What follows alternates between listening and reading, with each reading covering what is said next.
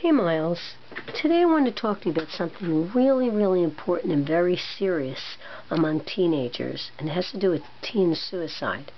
Do you know there's a lot of teens that feel really, really depressed, and depression is an illness. I'm not talking about depressed like sad and stressed out. I'm talking about depression that lasts and lasts and doesn't feel like things are ever going to get better, and kids start to feel hopeless and helpless. Sometimes when they get to that place, they start thinking about suicide. Well, often teenagers have asked me what to do when a friend talks about suicide or if they suspect that a friend may be suicidal. And there's three very important things to remember. Ask, listen, and tell. Tell a trusted adult. So let's talk about that a minute. Here's 2 index cards I've collected recently from students all over the country. This one says, I tried to commit suicide last year. If it wasn't for my best friend, I wouldn't be here today. Wow. Meaning that their friend saved their life in so many ways. And I always say this, we can't save everyone. I know there's people out there listening to this that loved somebody very much and tried everything they knew to keep them alive. We can't keep everyone alive, but there are some things as a teenager it's important for you to know so we could try. This one says, how do you stop someone from committing suicide? Is it a good idea to tell them the bad parts of it, or just leave them alone? People tell me not to get involved. So many teens say to me that friends say, just ignore it, leave them alone, they don't want help. They're just saying it for attention, and that's not true. People don't talk about suicide just for attention. They need help. Always take it seriously. If you're worried about a friend, maybe the friend hasn't said the word suicide or they want to end their lives, but they're really, really depressed and they've talked about death and not being here anymore, I want you to ask them, you sound really, really depressed. Sometimes when people sound that depressed, they actually think about ending their lives. Do you think that sometimes? And find out. And let them talk to you. Tell them that you will listen. Let them pour out all what's going on in their hearts and their minds. Maybe their parents are fighting, getting divorced, somebody died, they had a breakup, they failed a test, they don't know what's coming next in their life. All those things can be very stressful.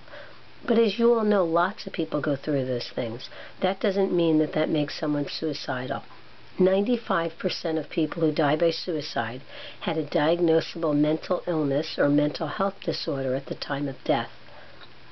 That could be depression, bipolar, schizophrenia, substance abuse. It can be a host of many things. So it's not one thing. When you read about that somebody was bullied, that does not cause suicide. That can be a triggering factor for someone. But almost always the person has had something else going on. They felt very, very hopeless and helpless, and usually for quite some time. These are 2 important resources that you should all know about. Second Floor Youth Helpline is from New Jersey, but I give it to people all over the country to call. And it's 3/8, a bunch of 2s, and ends in an 8. You can call and say, I'm worried about a friend, I'm worried about myself, I'm depressed. They will listen to you, they will give you help. The other one is the National Suicide Prevention Lifeline. You should all memorize that number. It's 1-800-273-TALK or 8255. And the other is the Society for the Prevention of Teen Suicide, sptsusa.org. Wonderful website for teenagers, parents, and educators. So these are 3 great resources right here. Again, listen to your friend. Let them talk to you. Be very understanding, supportive, encouraging. Let them know that you don't think they're crazy. Don't argue with them.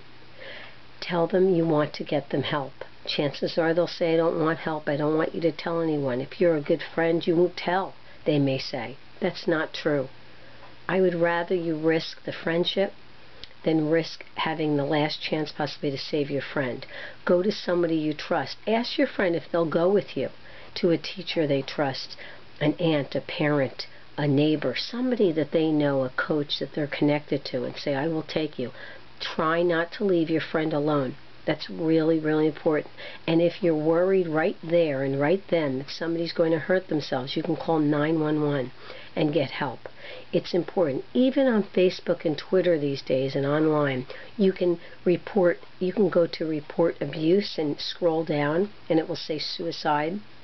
You're worried about someone being suicidal, and they can get them help too. So even online, if you're texting, if you're on the phone, get to the person if you can, get somebody with the person, and let someone know. This is something you do not want to hold on to yourself as a teenager, even as an adult. I've called the National Suicide Prevention Lifeline when I'm worried about people, and trained people can help you and help you through this. And then after you help your friend, take care of yourself. Get some exercise, go for a walk, drink extra water, because when you're scared, all those chemicals in your body can give you a headache and stomach ache. And speak to a trusted adult yourself. Call one of those hotlines, call the second floor, and just say, I'm feeling really overwhelmed, I just went through something really scary, and someone will listen. Most of all, remember, listen, ask your friend, listen to your friend, and get help. Thank you so much for making a difference in a life.